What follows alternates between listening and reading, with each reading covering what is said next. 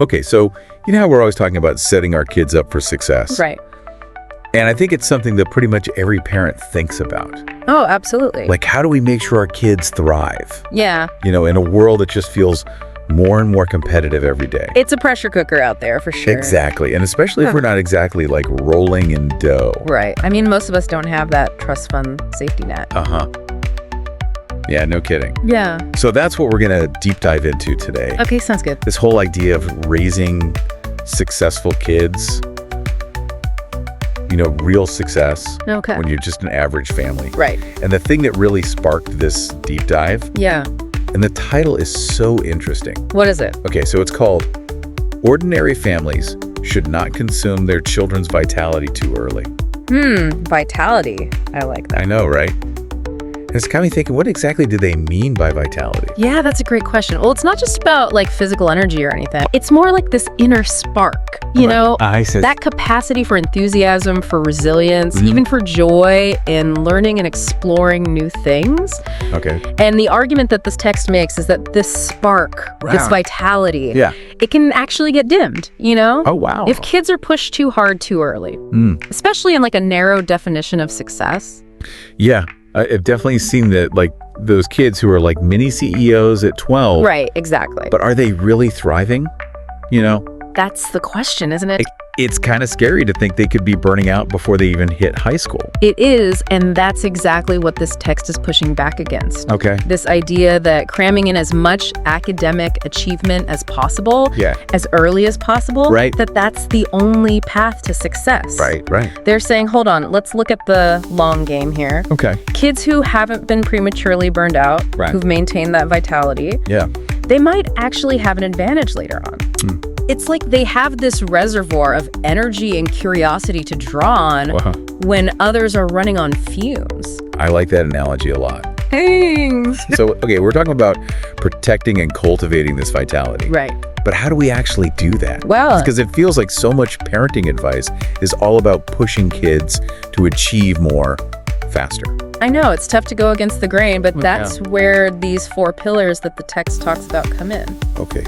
4 pillars. I like it. Yeah, think of them as ways to build a strong foundation Okay. for a child's well-being and long-term potential All right. without sacrificing that precious vitality we've been talking about. I'm in. Let's hear about these pillars. Okay, great. So pillar number 1, Hit me. physical strength. Okay, so physical strength. I gotta admit, I'm not exactly the most athletic person myself, but seeing my kid out there on the soccer field, covered in mud and grinning ear to ear, it's hard to deny the power of physical activity, you know?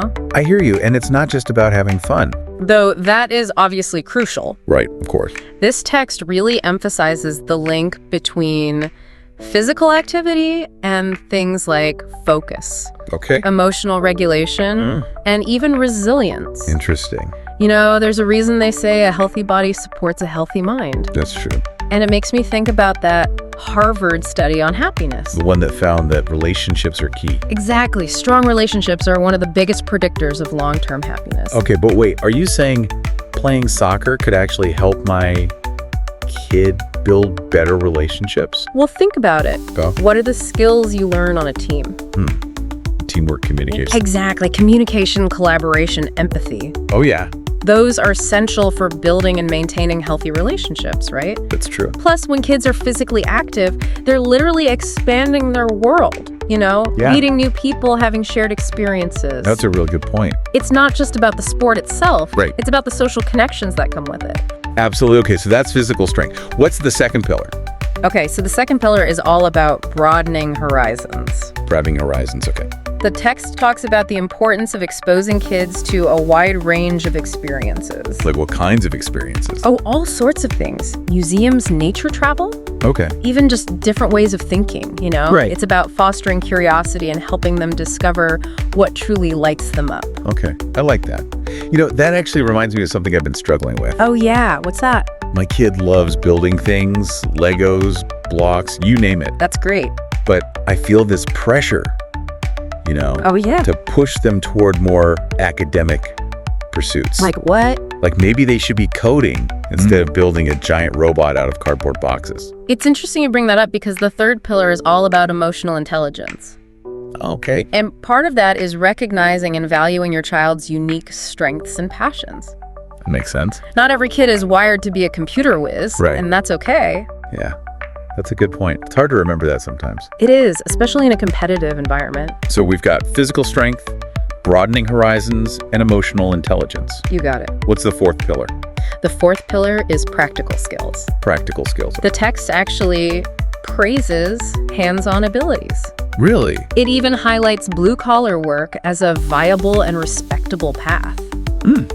That's interesting. They're acknowledging that not every child will thrive in a traditional academic setting. Right.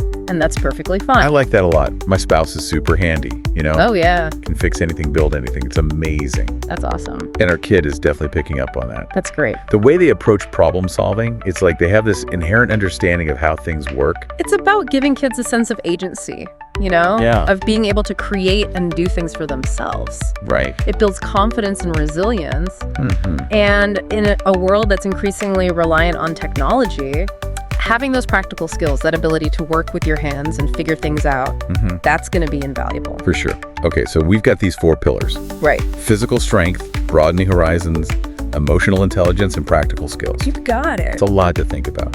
It- But how do we actually implement all of this? That's the million-dollar question, isn't it? Yeah, without adding even more pressure to our already crazy lives. Exactly. That's the challenge. And the text is pretty clear that this approach requires a shift in mindset. How to get mindset shift. It's about resisting the urge to constantly compare your kid to others. Yeah, I'm so guilty of that. We all are. It's natural, but we have to try to buy into that it's too late mentality. Easier said than done. I know, but it's about trusting that if you focus on nurturing their well-being and those core skills, Yeah, they'll be well equipped to navigate whatever challenges come their way. that's a good point. It's like we need to take a step back and really see our kids for who they are. It's not who we think they should be. I love that. And celebrate their quirks and passions, you know? Yes. Even if they don't fit the mold. Couldn't have said it better myself. And as you're listening to this, Yes. we want you to think about your own child. Okay. What are those unique strengths and interests you see in them? And how can you nurture them? Yeah. It might mean choosing a less prestigious school, Okay. letting them skip a few extracurriculars, Right. or simply resisting the urge to fill every minute of their day with structured activities. Because sometimes the best way to prepare them for the future is to let them just be kids in the present. Exactly. I love that. Me too. Thanks for joining me on this deep dive today. It was my pleasure. I hope this gives all of us parents out there something to think about. I hope so too. Until next time. Bye. Bye.